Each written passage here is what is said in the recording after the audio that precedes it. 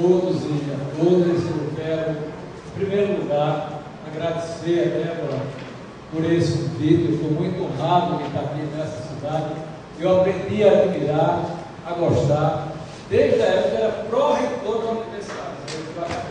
Naquela época, isso foi em 91 a 95, era um sonho aqui nessa cidade ter uma universidade federal, de educação, ciência e tecnologia.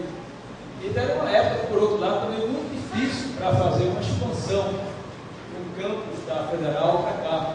Recursos na área do ensino superior eram muito escassos, difícil era manter o que estava lá na praia, né? Como dizia então o deputado Oswaldo Coelho, ele dizia assim: Mozart, é mais fácil tanger todos os caranguejos daqui para Petrolina do que levar a Universidade Federal para Petrolina, porque era uma luta muito grande.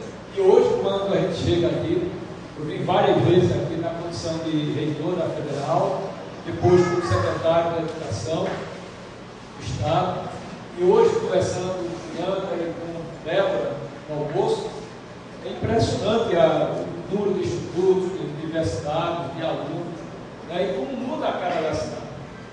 Faz o quê? Uns 3 anos que eu não vim por aqui. E é impressionante, cada vez que você vem, você nota a cidade crescendo, né? E isso é muito bom, porque é uma forma de você fixar recursos humanos, né, no nosso sertão.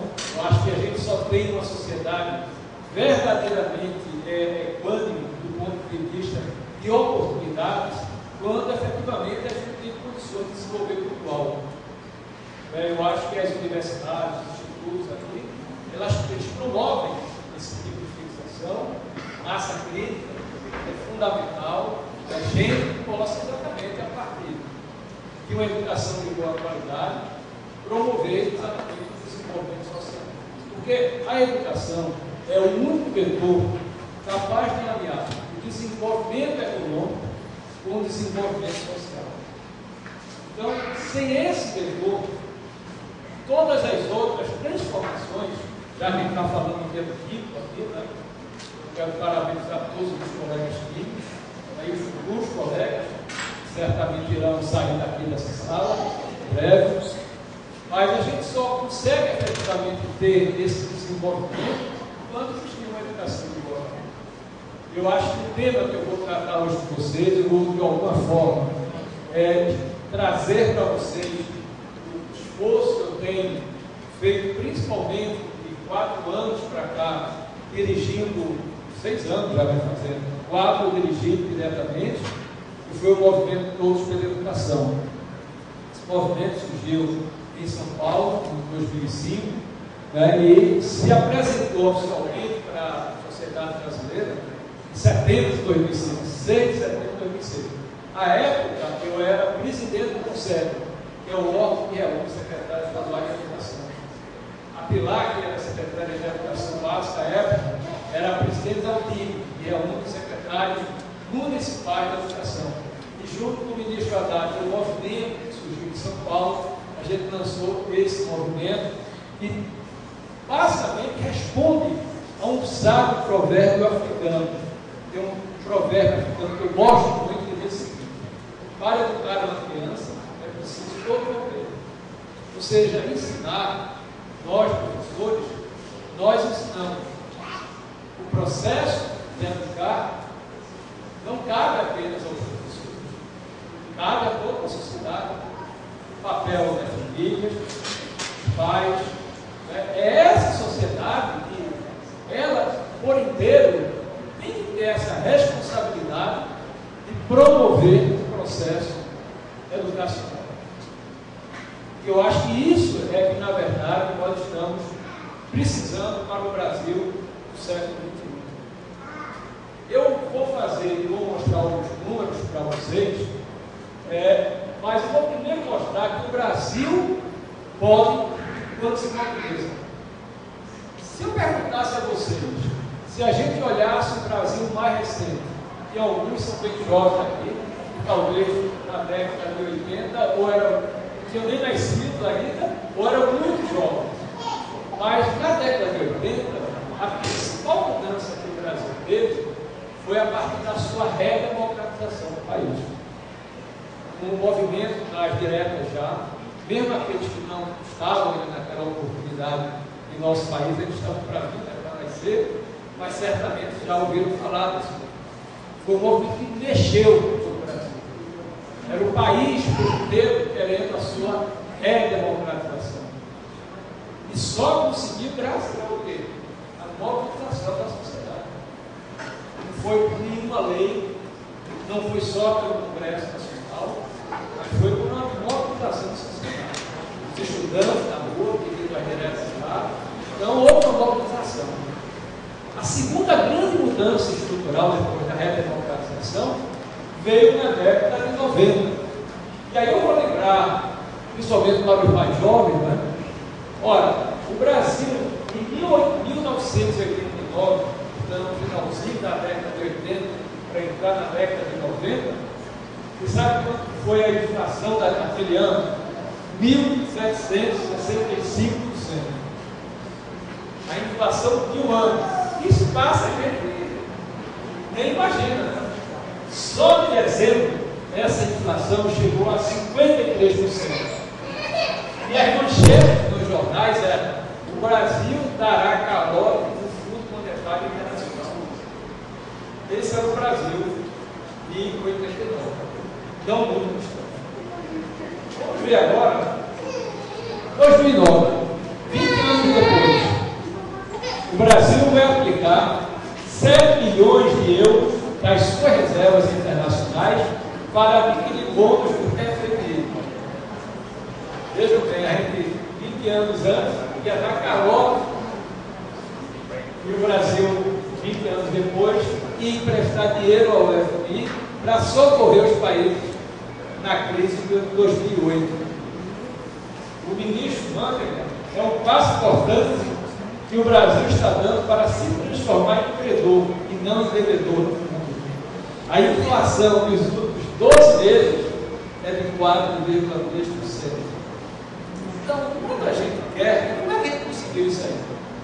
Foi na década de 90, com um plano econômico muito bem elaborado, chamado Plano Real, mas não foi só o Plano Real. Quem se lembra das donas de casa, nos supermercados, nas calculadoras, controlando os preços dos alimentos? Ou seja, as políticas públicas, sejam na área da economia, da política em si, da educação, elas só conseguem ter efetivamente resultados quando existe a mobilização da sociedade. Quando a sociedade se mobiliza, deixa de ser um projeto do governo. Os projetos do governo são projetos, somente para os mais jovens, que sabem, precisam saber disso, o tempo de uma mudança estrutural, em geral, não são de 4 anos. Às vezes requer uma geração. Por exemplo, você fazer e prover uma educação de qualidade para a nossa juventude é uma tarefa de uma geração. Então, os tempos do governo são, em geral, muito pequenos quando comparados com essa necessidade tais como uma educação de qualidade. Foi assim que a Coreia fez. Não obstante eu ser muito fã da educação coreana. Eu gosto mais de uma educação que cada criança tem um tempo de brincar, tem um tempo de curtir a sua idade. Na Coreia, acho que vocês viram bastante, fantástico. Criança, eu não sei se é aquele exagero, quando eu estive lá, mas não é tudo que mostraram, não. Mas pelo modelo que eu gosto mais, é um modelo canadense, um modelo finlandês, porque a Finlândia é um país muito pequenininho, que não dá para comparar com o Brasil, mas o Canadá já dá. Eu acho que o Canadá tem uma educação que eu acho que poderia ajudar muito o Brasil a copiar nesse sentido, para ver o que eles fizeram. Eu acho que se assemelha mais com a nossa realidade social e a forma de educar que nós temos aqui. Então, eu mostrei isso para o que eu vou mostrar. Você sabe, eita, o Mozart ele aqui deixa um quadro danado. Eu disse, não tem quadro. Quando a gente quer, a gente muda. 2 momentos muito difíceis na história do Brasil: um político e um econômico. E todos os dois nós conseguimos. Agora, a gente vai precisar mobilizar o país por essa terceira causa. Qual é a terceira onda que o Brasil tem que realmente enfrentar agora? É a da educação. Porque a sustentabilidade do nosso país, que está no momento do Rio Mais 20, fala-se tanto em sustentabilidade, mas a verdadeira sustentabilidade passa por isso, por esse alinhamento do desenvolvimento social com o econômico. Só o econômico sem o braço social, a gente não tem um país bonito. A gente tem até um país desenvolvido econômico. O Brasil já reduziu muito a desigualdade, mas ainda tem uma grande desigualdade. E a gente só vai poder fazer isso, acelerar na velocidade que o país precisa, se a gente conseguir, de fato, ter uma educação de qualidade para a nossa criança. E para isso, vamos ver qual é o tamanho do desafio. Principalmente vocês que vão fazer parte dessa nova onda, que eu acho que seja uma onda muito melhor do que a que eu tive. Eu sempre tenho dito, que me marca muito, que me comove muito, que me coloca mais em prol dessa causa, é deixar um legado. Eu não vou, infelizmente, talvez deixar um legado que eu gostaria de ver a todos os jovens, todas as crianças, com educação de qualidade. Acho que eu não vou conseguir. Mas se eu deixar a consciência crítica dessa nova onda, colocar a educação como a prioridade número 1, aí eu acho que eu deixei um legado. Valeu a pena os 200 voos por ano que faz, valeu a pena todo o esforço da longe, às vezes distante da família, né? Mas eu acho que é a paixão que cada ser humano. Eu acho que cada pessoa tem que seguir a sua paixão. Né? Ser um químico não é simplesmente publicar papers, artigos científicos, não é somente dar uma boa aula, mas é principalmente formar boas pessoas comprometidas, né, com um futuro melhor. Então, eu vou tentar mostrar um pouco a vocês o tamanho do desafio.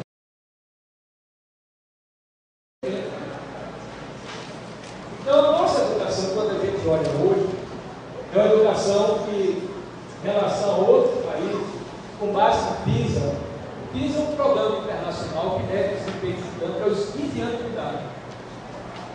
E mede matemática e ciências, que não está nesse slide. Então, a gente está muito buscando que países como a Finlândia, Japão, Coreia, né? Países, Canadá não está ali, mas é um país que está entre os 6, 7 melhores países da educação. E a gente precisa fazer um enorme esforço. Taiwan não chama o meu país, é uma província de foi escolhida para fazer parte disso. Se a gente talvez fosse olhar a China como um todo, com certeza a China não estaria naquela posição. Porque a China tem um problema muito sério de analfabetismo, principalmente nas regiões mais remotas, mais distantes dos grandes centros. Muito parecido, às vezes, com o que a gente disseram. Mas, apesar de a gente estar, não está bem na fotografia, na avaliação, como você viu, o Brasil está lá nas últimas posições do PISA, mas para a maioria da população, no ano, isso foi 2007, 2006, por que eu botei tão desatualizado? Para poder mostrar o porquê que surgiu a nossa educação. Já tem pesquisas mais atuais, mas há 6 anos atrás, a educação era a 6ª, 7ª prioridade dos brasileiros. Quer dizer, quando você não prioriza a política, há uma tendência do governante que não tem visão de futuro, que quer o imediatismo, que quer apenas pensar na sua eventual reeleição ou um passo mais adiante na sua carreira política, ele sabe que a educação se faz apenas em 4 anos. Mas se não fizer naqueles 4 anos a semente necessária, o edifício não quer. Então, é muito mais fácil fazer uma ponte, fazer uma estrada, porque é mais visível para a população. Mas a educação é um processo, e como eu disse, é uma geração. E quando o povo, a população, não prioriza, eu já fui de Secretaria do Estado, sei bem o volume e as demandas se tem. Se você não tiver um governante sensível, fica no segundo, terceiro, quarto prioridade. E quem prioriza e faz colocar prioridade na cabeça do governante? Quando há pressão social. Por isso que eu coloquei os 2 fatos anteriores. Se não houver uma prioridade na população, educação na sociedade, pode ser certo. O governante ele tem uma demanda, ele já tem uma ótica em geral, lamentavelmente, ele não tem uma visão estatística, ele tem uma visão mais imediatista. Aí ele quer fazer as coisas que pareçam mais rapidamente da população. E as coisas estruturadoras requer muito esforço, requer às vezes gastos enormes, mas são necessários. E aí, como a população não prioriza, fica também na baixa prioridade do governo. Então, foi por essa razão que surgiu o Gosto pela Educação. A gente sabia isso e foi lançado no dia 6 de setembro de 2006. Por que 6 de setembro? Não foi por acaso. Porque na nossa ideia, não pode existir 7 de setembro, a verdadeira independência, se o 6 de setembro não existir. Então tinha uma lógica. 7 de setembro é o dia da independência do Brasil. Mas a verdadeira independência do povo é através da sua educação. Sem ela, não existe a verdadeira independência. Você ficará sempre comprando tecnologias dos países exportadores do conhecimento. Você nunca vai ser um país autônomo do ponto de vista da geração de conhecimento e não vai conseguir formar gente com potencial, não só profissional, mas um potencial humano compatível com as exigências do século. Nossa. Então, foi por essa razão que surgiu o movimento Todos pela Educação. E para isso, foi que o movimento fez. Quantos movimentos já existiram por aí? Desde a minha época de estudante, tem muitos estudantes aqui, vários. Mas quando o mesmo velocidade que nasce, morre. Por quê? Porque, na verdade, os movimentos às vezes surgem para enfrentar determinadas circunstâncias. E a gente sabe o seguinte: não adianta, a educação, como ele está dizendo agora, não é algo de 2 anos, nem de 1 ano. Vai precisar de uma geração, de 2006 para 2022. Por que 2022? Porque é o ano que o Brasil completa o bicentenário da sua independência. E a gente teria, portanto, aí um processo após 16 anos, mais ou menos uma geração, na formação básica da pessoa, dos 4 a 17 anos. E aí, não sei o quê, 5 metas para monitorar, para não deixar a peteca. Porque se você não tiver a referência do que luta, você vai ficar cedo, nós lutamos por educação de qualidade. Sim, mas o que é educação de qualidade para uma pessoa que não teve acesso à educação? É difícil. Então, para isso, a gente lançou metas para cobrar do governo. E para isso, 5 metas foram estabelecidas. Todo ano, a gente lança um relatório de monitoramento das metas para todo o Brasil, regiões, para as nossas 5 regiões, 27 estados do Distrito Federal e todos os 5.565 municípios. Então, se vocês entrarem no site da educação, você vão ter qualquer vaga educacional em qualquer parte do Brasil.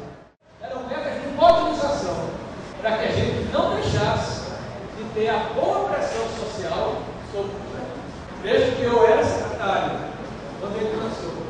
Mas eu entendia, o próprio que lá entendia, era também secretário municipal. E eu sempre entendi o seguinte: cargos a gente passa. Inexorável. É péssimo quando você tem alguém com cargo do resto da vida. Porque você não renova, não oxigena. Né? Então eu sempre entendi, eu tinha uma missão. E no máximo, se eu fizer aqui 4 anos, porque eu cargo era governador. E portanto, o máximo também era 4 anos. Eu poderia pedir um cargo a qualquer hora. Então a gente sabe que o ponto central dessa questão era preparar, era o legado. Enquanto secretário, a gente criou a primeira promotoria da educação do Ministério Público. Todo mundo dizia: não está dando tiro no pé, porque vai negar no papel o tempo inteiro do Ministério Público. Mas eu sabia que isso ia acontecer. Mas, por outro lado, era também uma forma de que eu sabia o meu tempo. E se eu deixasse isso, era uma forma de ter prática deles, era uma maneira direta de reclamar com o seu direito. Educação de qualidade, não qualquer educação, é um direito inalienável de qualquer sociedade. Então eu sabia que estava comprando problema para mim, enquanto secretário. Mas enquanto cidadão, eu estava dizendo, em primeiro lugar, o cidadão, depois o secretário. Não pode ter o secretário antes do cidadão. Se você está colocando o secretário antes do cidadão, eu desconfio. E aí ele fez a primeira procuradoria. Era todo um problema para responder. Falta de professor clínica. Aí, ação contra a minha pessoa física mesmo. Nós estamos certos, eu tinha que resolver, não aceitei ser secretário, eu tinha que resolver, tinha que responder, tinha que abrir discurso, tinha que tornar a carreira. E aí nós fizemos esses metas, né? A primeira meta, toda criança jovem, de 4 a 17 anos, na escola. Né? No Brasil, como é que está hoje? Em primeiro lugar, por que é importante o atendimento escolar? Quer dizer, estou nem falando ainda da aprendizagem. Vocês vão ver no slide que eu vou mostrar mais adiante, mas acabou participando. Vocês sabem, eu estava falando lá no centro do Rio de Janeiro. Pessoas muito simples, muito simples. E antes de mim falou o economista que fez essa pesquisa. E eu notei que ele falou uma linguagem muito técnica. E eu percebi que o pessoal teve dificuldade. Por que eu estou falando isso? Porque eu acho que o papel de quem está na universidade é de criar um diálogo, uma ponte de diálogo com aquelas pessoas que muitas delas não tiveram acesso a isso. Mas eu sempre dizia quando era rico, essa história de dizer que a universidade é gratuita, ela é gratuita, ela paga para o conjunto da sociedade. E nada de graça, porque o salário vem da sociedade. E uma parte da sociedade tem que ser entrar no campo da UFPR, lá na Federal do Comércio, tem um viaduto. Passa pelo viaduto, olha o campo. Passa. Então, eu acho que é fundamental que a gente possa promover o atendimento, que é a primeira parte. Eu dizer, olha, e tem que saber como dialogar. Enquanto falei para eles lá no centro de eventos, vocês sabiam que um ano de escolaridade aumenta em 15% a renda de vocês? Vamos explicar melhor. Se você ganha R$100 e faz um ano de estudo, seu salário passa, em média, para R$115. E se você tiver terminado uma faculdade e fizer o primeiro ano de pós-graduação, o seu salário passará para R$147. As pessoas sabem logo. Ou seja, como é que relaciona escola com renda, qualidade de vida? Isso facilita o entendimento das pessoas da importância de estudar. A gente ainda tem algumas barreiras, algumas pessoas que acham, estudo, eu cresci assim mesmo, eu me tornei rico assim mesmo. A riqueza é o conhecimento. Não é porque ele seja duradouro. O conhecimento hoje não é mais tão duradouro quanto era na minha época. O conhecimento hoje é muito dinâmico. Mas o bom conhecimento, como o Fabiano falou, o bom conhecimento que provém da ética, nos ajuda a tomar decisões corretas, sábias, não só para a gente, mas para a sociedade. Então, o ano de escolaridade é muito importante. Colocar toda criança jovem de 4 a 17 anos é fundamental, porque elas poderão concluir, poderão, não devem, mas poderão hoje ainda, nem todas concluem. Mas hoje no Brasil, por exemplo, de 4 a 5 anos, o atendimento é de 80%, e de 15 a 17 anos é 83%. Parece muito, né? Hoje no Brasil, a gente tem ainda fora da escola 3.800.000 crianças e jovens na faixa etária de 4 a 17 anos. Aí você diz, 3.800.000 para quem tem 55 milhões estudando, é menos de 10%, é 5%. Mas para mim, 0,1% é tão importante quanto 100%. E mais, esses 5 milhões, desses 3 milhões e 5 mil, é um país do tamanho do Uruguai. É que a gente se dá conta do tamanho do Brasil. Vocês já imaginaram o Uruguai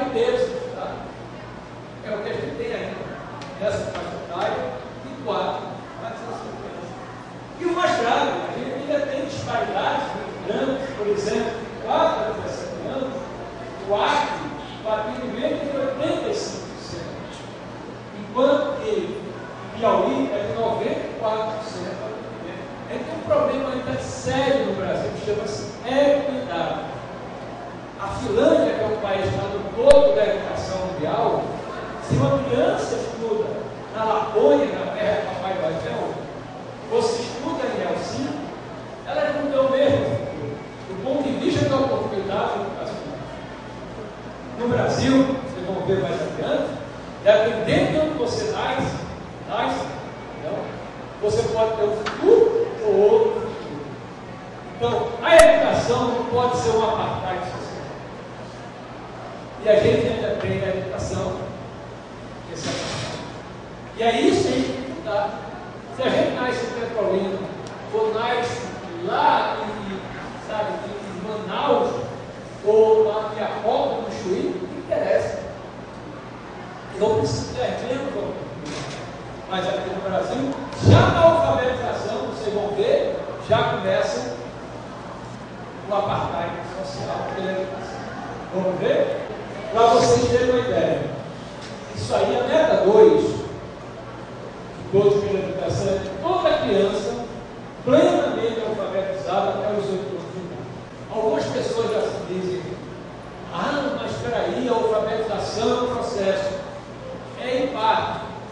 Se der do teu filho, se não está lendo e escrevendo aos 8 anos, você vai ver, meu filho está com algum problema, eu levo o psicólogo para saber o porquê que ele não está lendo e escrevendo.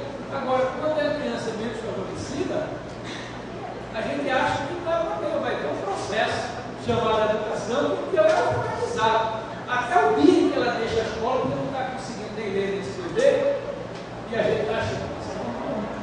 Então, a primeira coisa que eu acho bacana que a cabeça parece que acordou, espero que é a alfabetização tem mais certo. O Ceará está fazendo um trabalho. Ela diz, como é que faz isso? O Ceará está fazendo. Bacana, o país que fez um programa de alfabetização da idade do Ceará. Muito bacana, começou em Sobral, eles foram um grande regime de colaboração do Estado, dos municípios, pacto. E esse é o primeiro pacto. É inadmissível que um país como o nosso, que está na 13ª posição do ranking da produção científica mundial, produz 38 artigos científicos por ano. Tem forma 12 mil doutores por ano. Mas você sabe que ainda uma criança que nasce no Nordeste aos 8 anos, somente 30% delas está com uma escrita adequada. Ou seja, na verdade, a taxa de alfabetização hoje no Brasil, aos 8 anos, é de 48%. 52% das crianças chegam aos 8 anos sem saber ler e escrever. E o que é mais grave, se você está, por exemplo, em leitura no Nordeste, a criança que está no Nordeste, somente 43% não sabendo ler como deveria aos 8 anos de idade. Enquanto que a criança que nasceu no Sul, também para soltar fogos, mas é somente para mostrar a diferença, é de 65%. Então, dependendo de onde nasce essa criança, ela já pode ter um futuro diferente. E é essa diferença que a gente não pode ficar calado, nem pode se acomodar dentro. Eu acho que é preciso que a gente entenda que há fatores que podem levar a um caminho próximo ou não. Então, por essa razão, a alfabetização é a base. Então, deveria ser a primeira coisa que o país deveria realmente pensar. Colocar na sua prioridade, na sua agenda de prioridade. E olha, eu sei que não vai dar, até pelo tamanho, mas eu vou só dizer o que é. As barrinhas de vermelho representam um percentual de crianças não matriculadas na educação infantil. A barrinha vermelha é o percentual de crianças não matriculadas na educação infantil. A educação infantil pega a creche, de 0 a 3 anos, e a pré-escola, de 4 a 5 anos. Em azul, é o número de crianças conseguindo matricular na educação. Quanto mais estará, mais ricas as famílias, mais ricas as crianças. crianças menos favorecidas economicamente são aquelas que têm menos acesso à educação. Então, a desigualdade começa nessa situação. Então, fundamental, eu penso que hoje a questão do creche é estratégica para uma criança de 0 a 3 anos, bem acompanhada, porque essa fase, mais do que a educação de senso, é de cuidado. A educação é a educação de senso, mais o cuidado. Muitas vezes as crianças de 0 a 3 anos de falta de cuidado. É fundamental o seu desenvolvimento.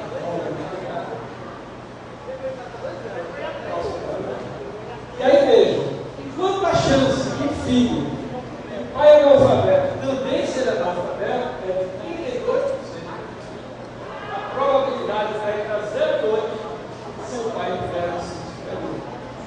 Então vejam, além daquele impacto na renda que eu mostrei para vocês, a não escolaridade ao longo da vida, principalmente o analfabetismo, é um passo determinante para você gerar desigualdade. Então, a linha, as duas regras que eu falei, atendimento e analfabetismo. Então, o estudo promove a verdadeira riqueza do conhecimento por aquilo que ela promove, que ela é capaz de promover em termos da vida, rompendo desigualdade. A meta 3. Todo aluno com aprendizado adequado à sua série. Os gráficos das revistas a gente já sabe também da sala, mas o mais importante do gráfico é o sentimento que ele passa, que eles passam.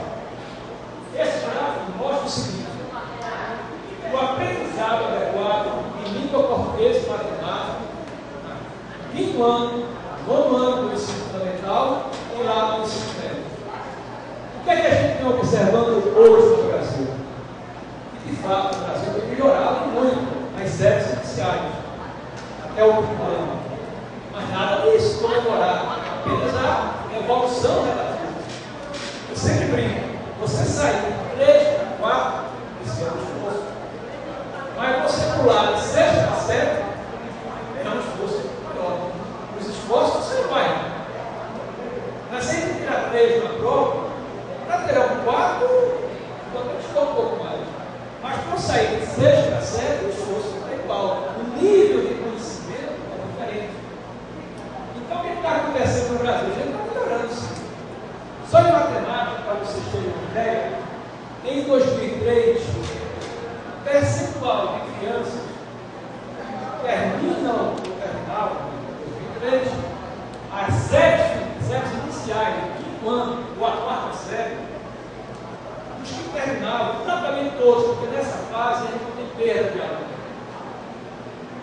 Somente 14% aprendiam o que se esperava, ou seja, de cada 100 que terminavam, somente 14 delas aprendiam o que se esperava.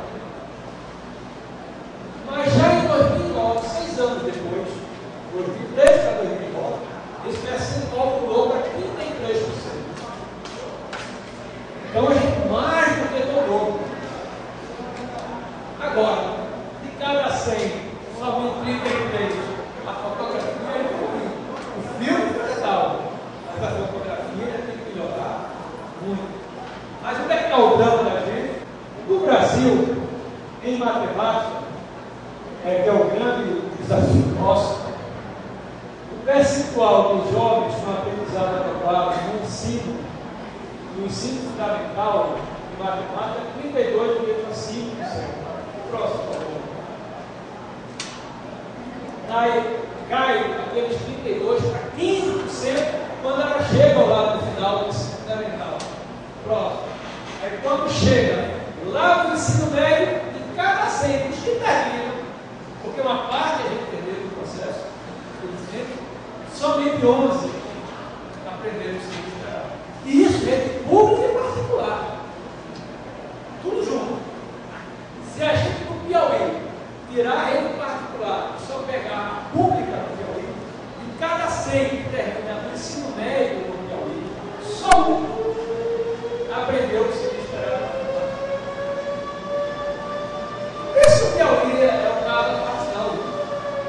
Paulo. São Paulo, eu vou dar o culto para São Paulo. Eu falei isso há 15 dias atrás, lá no Conselho Social da Federação das Indústrias. Tinha 2, 3 secretários de Estado, Maria Helena e a Rodrigo Paulo.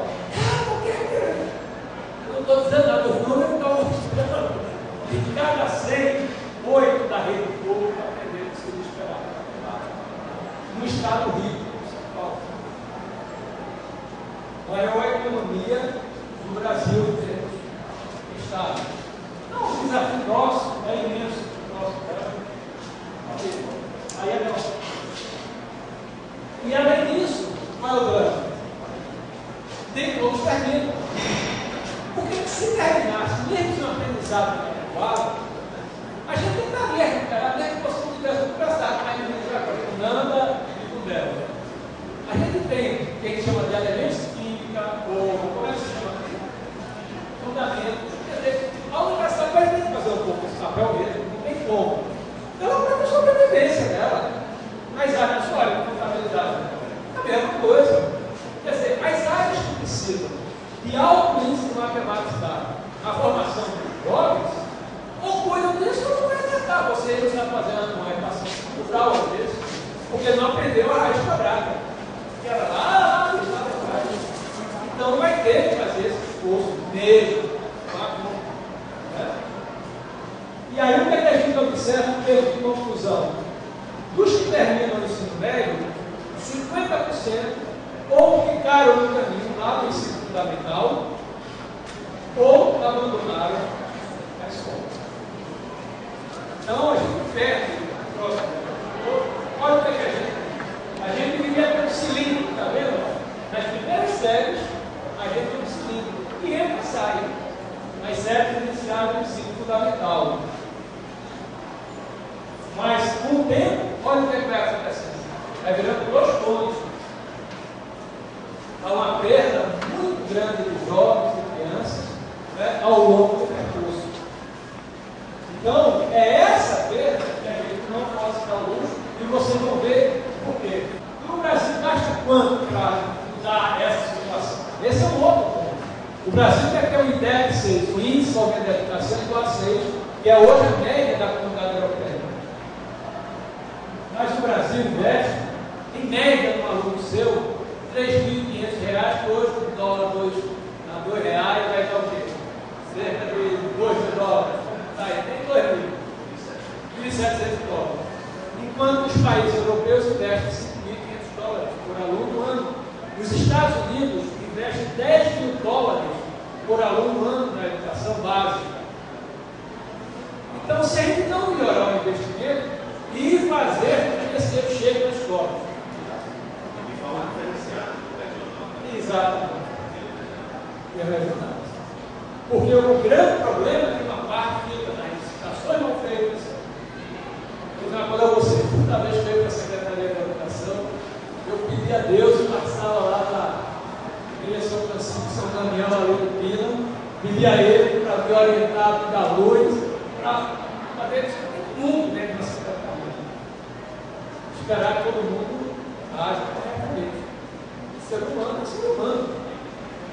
Então, eu pedia muito a ele para tomar melhores decisões, mas o mais você está pedindo a Deus para que não haja, então, terrorismo bem popular, nenhuma trela de alguém. Nós vamos ver um dinheiro cheio lá no salário do professor. Eu acho que o Brasil gasta um pouco ainda, mas esse pouco poderia ser maior relativamente se a gente gastasse corretamente. E isso, infelizmente, não acontece. Então, entrando na segunda parte da nossa conversa, tá bom, o que a gente tem que fazer? Né? Acho que a gente tem que saber o que nós vamos dizer. Olha, o quadro é esse, a dificuldade é essa, o que a gente tem que fazer? O que é que o Brasil precisa para avançar na educação, como vem avançando nas séries iniciais? Davi, se a gente não resolver isso, Plano Nacional da Educação, está se discutindo agora no Congresso, nada, a gente tem que tornar a carreira do professor objeto de sucesso do Brasil. Porque hoje, a larga maioria da juventude não quer mais ser professor para ganhar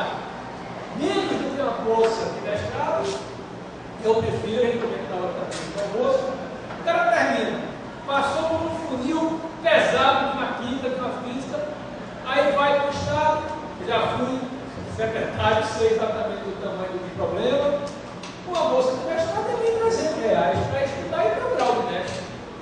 Ele vai muito mais tentar lutar pela titulação, qualificação de uma posição mais adequada do que ser professor da educação básica. Então, se não mudar, para isso tem o salário inicial atraente. Depois tem carreira, porque o salário inicial ele é importante. Mas se não tiver uma carreira promissora ao longo da sua vida profissional, é difícil o jovem continuar. Terceiro, uma formação inicial primária sólida. A gente hoje, na universidade, infelizmente, está muito distante da educação básica, de uma maneira geral. Está mesmo. Então, os currículos estão muito distantes. Então, a gente precisa voltar a olhar para a educação básica, para as suas reais necessidades, né?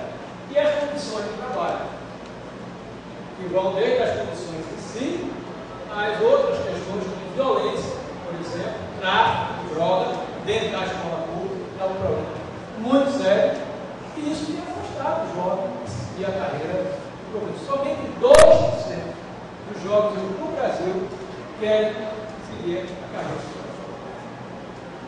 E mesmo assim, perguntado a esses 2%, porque a maioria desses 2% dizem porque é mais fácil entrar no ensino superior pela necessidade. Então, se a gente não mudar isso, só muda dessa forma. Foi assim que os países como o topo fizeram. Na Finlândia, na Coreia, um professor ganha o equivalente a um médico com dinheiro que você carreira. Então, você não é pelo salário que você vai sair. Como eu disse na Finlândia, as condições da escola, né, em Helsinki, ou na bolha, na terra do Papai Noel, as condições da escola são as mesmas. Não é que eu vejo que tem escolas, até hoje em dia as escolas que eu hoje não entendo, mas pelo menos é mais mesmo do que na minha época. Eu devia até antes se parabenizar. Eu conheci lá e uma vez para 5 governadores lá em São Paulo, uma palestra, e aí disse: olha, quem dá aula de física no Brasil hoje, 61% não foram nem formados em física, nem área quadrada. Em química, a nossa, que está aqui hoje comemorando, é o química, 44% nem química, nem área quadrada. Eu nunca me esqueço que eu cheguei em Araripina, logo no início da secretaria, perguntei: e aí, quem é minha colega química? Aí a professora formou-se aonde? Ah, professor, eu me formei em química, não. Se formou em quê? Se fosse física, matemática, geografia. Vou perguntar aula de química. Ah, professor, eu quero ler isso papel. Mas se o aluno faz uma pergunta, se for muito difícil de responder a outra aula, ele se esquece. Diz assim, meu. Aí, os governadores tiveram a mesma reação de vocês. Vamos ver esse mesmo problema sobre outro problema. Vamos admitir agora que vocês fossem levar o ente querido de vocês para fazer uma cirurgia no hospital. Quando chegasse lá no hospital, a atendente do cara queria dizer: olha, o cirurgião não veio hoje, mas tem um ótimo dermatologista aí, pode fazer a cirurgia. A gente deixaria de fazer isso. Agora ele está fazendo todo dia isso nos nossos jogos, a gente sabe porque o menino não gosta de química, não gosta de. Aí. A minha filha tem uma filha que está na escola agora. Aí ela disse: pai, essa tua química é um troço de outro mundo. Minha filha, é bom químico, aí começa a ficar, aí bota as químicas, na sociedade. Aí ela disse: vai ter o professor, olha que ela estuda nos colégios que tem o melhor. Aí vai estudar química com ele. Aí você tem conta, sabe como é que ele me ensinou a eletronegatividade? Aí eu disse: não, a eletronegatividade é flúor, o oxigênio, o cloro, aí decore essa frase. Fui. Eu não queria agora não, tinha que falar. Era assim: fui ontem, o oxigênio, ao clube, a calça. Aí ia mais lá, carregou e outro. Agora, pai, como é que eu vou saber por que o cloro é menos eletronegativo que o oxigênio?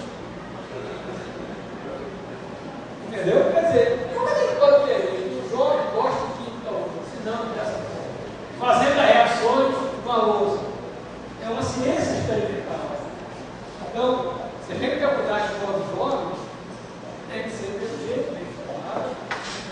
Ela foi fazer high school lá em Ohio, nos Estados Unidos, uma cidade que tinha 1.200 habitantes. A torcida de Santa Cruz é 30 vezes maior que a população de Romeiro.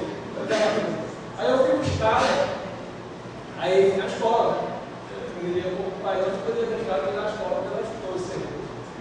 Aí, vinha ver na hora, a outra. Aí pedi ao professor, só eu queria ver, ela está gostando aqui. Aí disse, estou gostando, mas não vou fazer química não. Mas aí por que ela estava gostando? Eu vi na sala, o professor do quê? Tinha uma parte mini laboratório e a sala de aula operacional. Então, antes, ele ia para. Eu mostrava o que ia explicar no quadro, na louça, como aquilo se passava no prático. Mas, pai, agora eu talvez sentido isso aqui. Porque antes eu não tinha sentido. Reais, em média, enquanto outros professores é R$2.800. 40% mais do que outro professor. Então, como é que você vai estimular os jovens a seguir a carreira? Então, teria que repensar mesmo essa coisa. E não dá para colocar no princípio essa diferença. Você que é craque de contabilidade, pode me corrigir se eu estiver errado. Mas na década de 80, o que aconteceu? Todos os impostos requeridos pela União seguem duas caminhos. Ou eles ficam exclusivos da União, do governo federal, ou eles são compartilhados com estados e municípios. Na década de 80, 80% era compartilhado com estados e municípios. Só 20% ficavam com a União. E me mostrou isso foi o Geraldo Alzado, secretário da Fazenda. Aí foi de Itamar, Fernando Henrique e Lula, os três governos da área econômica, provavelmente, eles foram migrando, hoje ao contrário. Só 20% é compartilhado e 80% fica com a União. Então não dá para dizer para 70% dos municípios que estão aí que compram essa diferença, eles não vão conseguir. Então tem que ser realmente uma política federal para resolver esse problema salarial. Agora, eu vou ser franco com vocês. Se botar hoje, lá no Estado eu queria que isso não fosse verdade. Pode botar um salário de R$10.000. Mas hoje a gente tem uma parte das pessoas que tem R$1.000. Lá no Estado eu estou assim, você pensa que eu digo isso?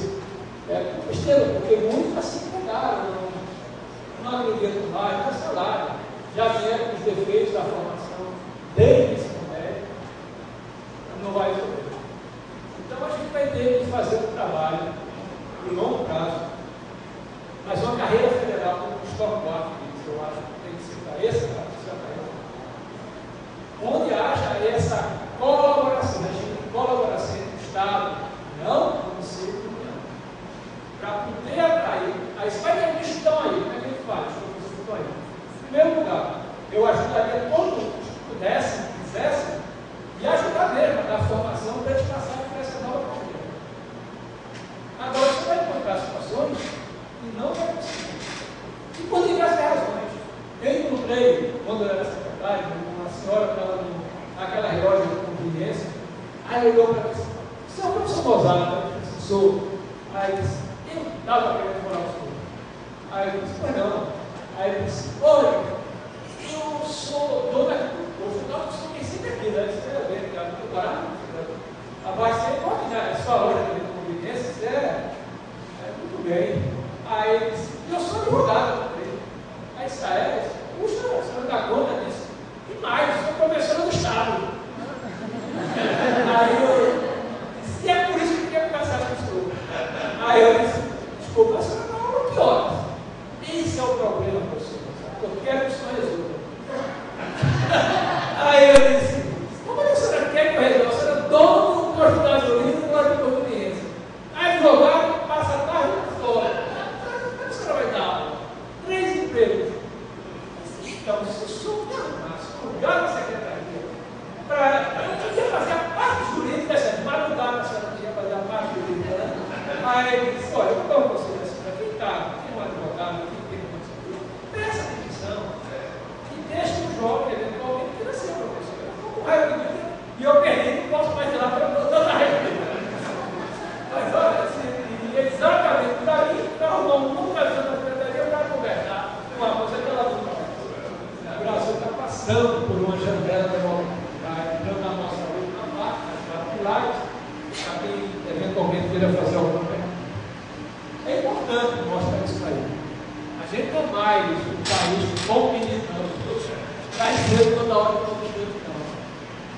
o censo de 2010, comparado com o censo demográfico de 2000, apontou para uma diferença de 5 milhões de crianças a menos e adolescentes até os 16 anos de idade. Olha, em azul são as barrinhas dos homens, em vermelho as mulheres, à esquerda é o censo de 2000 e à direita o censo de 2010. O que é que vocês estão observando de diferença? Vê como a base ficou magrinha. Aqui, ó, vai não salvo. Aqui, ó. Então, a gente tem muito mais crianças, que são faixas etárias. De 0 a 4 anos, 5 a 9 anos, de 10 a 14 anos. Olha essas coisas. Ele compara com essas coisas. E o que está acontecendo? Veja o que está acontecendo. Está começando a engordar aqui. A gente está aumentando a expectativa de vida hoje do brasileiro é de 74 anos e 6 meses.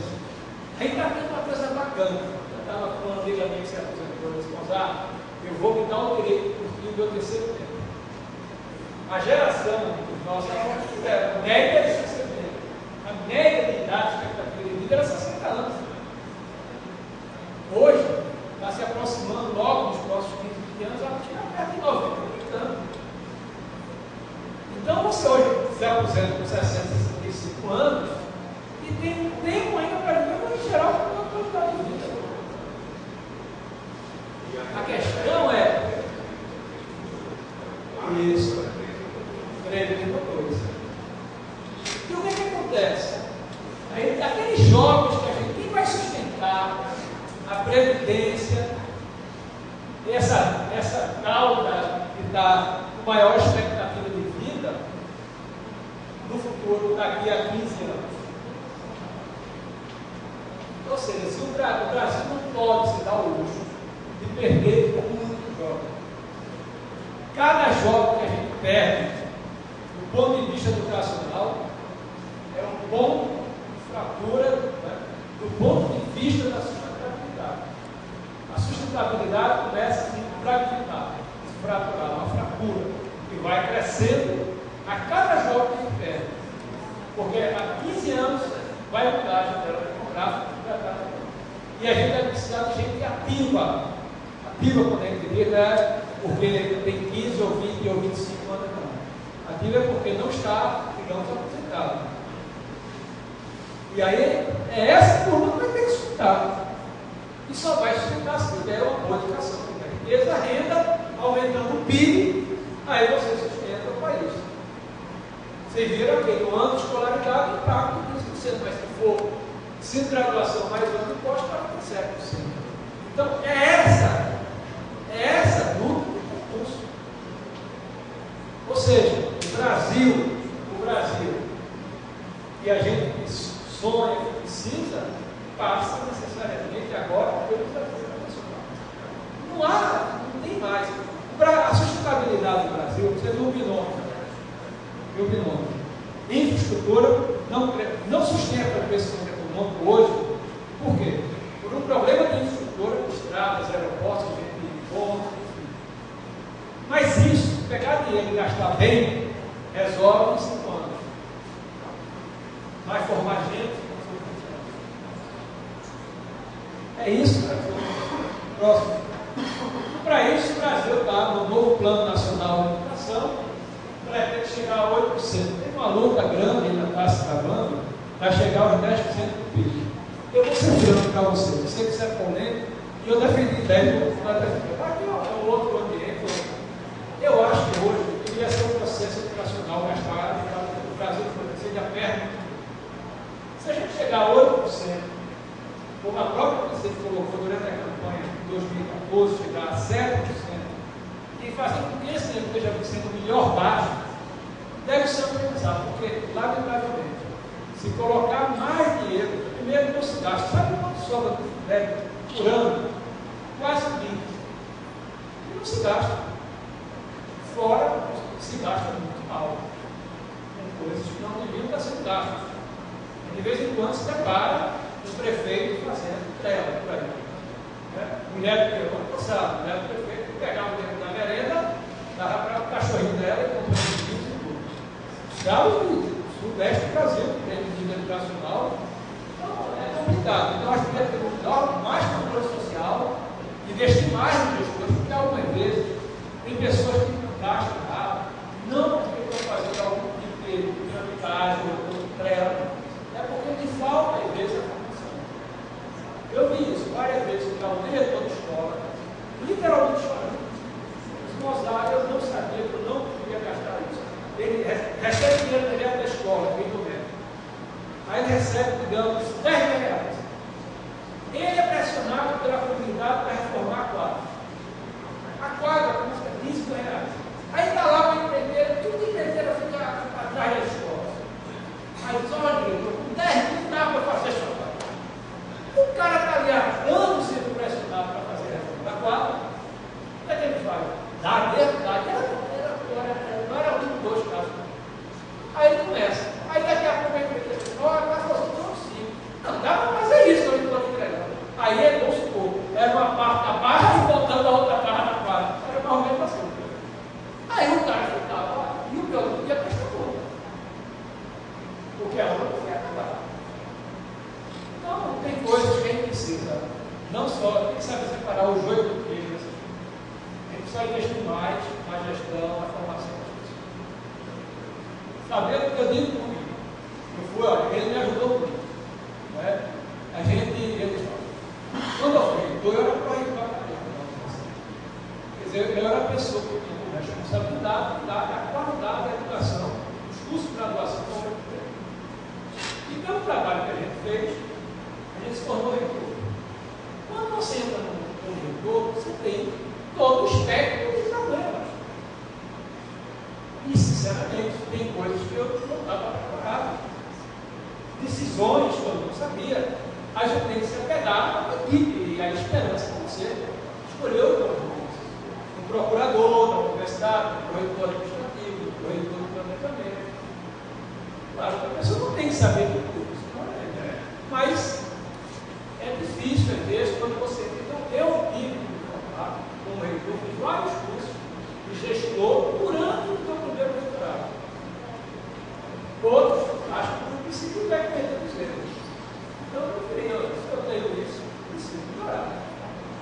Então, eu acho que precisa investir mais nas pessoas, porque há pessoas de boa índole, mas que estão precisando dessa gente. Não adianta ver, é um diretor que é maravilhoso, ele é um cara que consegue mobilizar a comunidade escolar, mas não significa que ele é um bom gestor. É como o hospital universitário, você também conhece bem. O hospital universitário qual é o problema? Você pega, era a história está mudando. O cara que era o decano da faculdade de medicina, para ser o diretor do hospital. Ótimo, decano, mas quando chega para a gestão do hospital, é um desastre.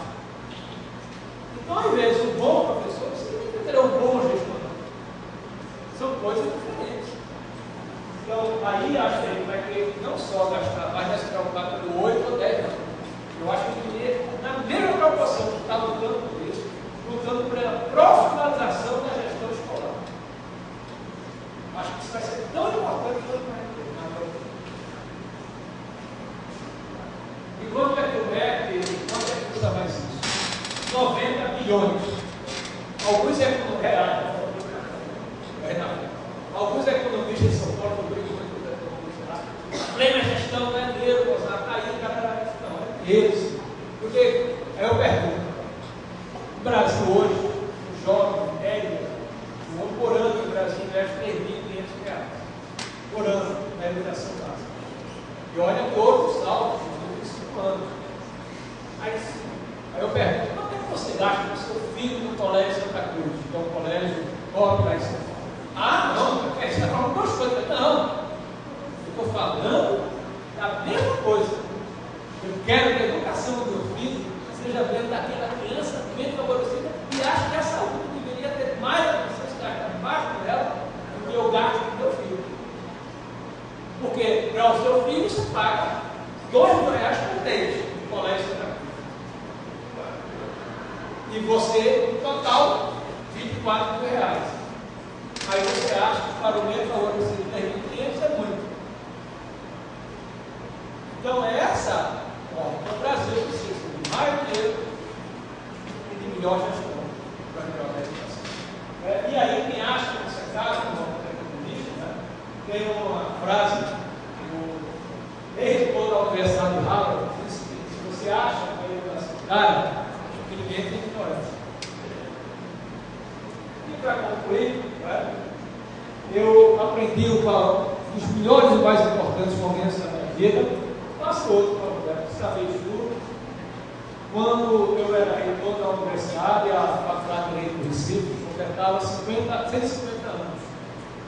Eu queria exatamente, naquele momento, com 150 anos, a juventude tivesse inspiração do líder mundial. O grande líder mundial que eu ainda vejo hoje é Nelson Mandela. E eu, assim, sonhei, todo mundo dizia, com a idade de Nelson Mandela, ele no ápice de 98, recebendo tanta coisa pelo mundo, ele me recebeu o título aqui da Federal de Pernambuco. Aí então, vou lutar. Sonhos são para ser realizados, tem que lutar por eles. Levei chave e carteira na embaixada da África do Sul em Brasília, eles passavam no momento que mas até que graças ao envolvimento do então vice-presidente Marco Maciel, da presidência da República, todo mundo, eu acho que pena tentando lutar para poder chegar a carta da novela, mas esse dia chegou, né? E naquele outro slide, está muito escuro, não dá para ver direito, foi antes da solenidade, eu conversando com ele, ele me perguntou: reitor, por que eu estou recebendo título aqui no hotel em Brasília e não na sua universidade? Foi o Marcos que eu consegui. Aí eu disse: olha, porque a embaixada disse que o senhor estava com problemas de saúde e que tinha problema de viagem para Recife. Aí ele olhou para Machado, que está aí nessa foto, a mulher dele, aí ele disse: eu ainda tenho que lutar muito pelo apartheid do meu país. Você imagina se eu estou com problema de saúde para não ir receber o título primeiro para fora do continente europeu, já tenho recebido de uma universidade europeia. E se eu gostaria pela história do seu país. Ele disse. Aí ele disse: mais, reitor, eu vou lhe dizer uma coisa. Quando eu estive preso nas minas, os meus companheiros, o que me fez exatamente sobreviver, e ele certamente é muito deles sobreviveram, outros não conseguiram, foi exatamente a esperança pela causa da educação. E aí ele tem uma frase famosa, onde ele me disse, isso aí hoje é uma das marcas da frase de Mandela, mas eu só entendi ele dizendo para mim esse significado dessa frase quando a gente estava nas minas e queria fazer as nossas necessidades pessoais. A gente tinha que fazer um buraquinho no chão. O problema é que muitas vezes podia fazer alguém já assustado. Então, o nível de sofrimento, humilhação que a gente passou, condições severas do ponto de vista humano, a gente só conseguia, ao final de cada dia difícil na primeira, um se levantava e lutava para o outro. Como a educação fez a diferença? A gente fazia um círculo e a gente não lutava, foi ter educação, foi uma facilidade. Hoje, como ela pode nos ajudar a vencer os desafios em momentos tão duros quanto aqueles que nós passamos lá nas minas. Então, eu trouxe essa frase dela e essa esperança para dizer o seguinte: se a gente tem uma educação que não é a fotografia que nós desejamos, mas ela é muito melhor do que a de 10, 15 anos atrás. Ela ainda está muito distante, mas só depende da sociedade, da população priorizando. Os mais novos que estão começando a vestir a camisa da educação, que só se faz a educação com, em primeiro lugar, tem que soar a camisa. Não existe ser um bom professor sem estudar, sabe? Tem que suar, tem que ter brilho nos olhos. E como disse a professora de Araripina, tem que ter fogo na gente. Muito obrigado, pessoal.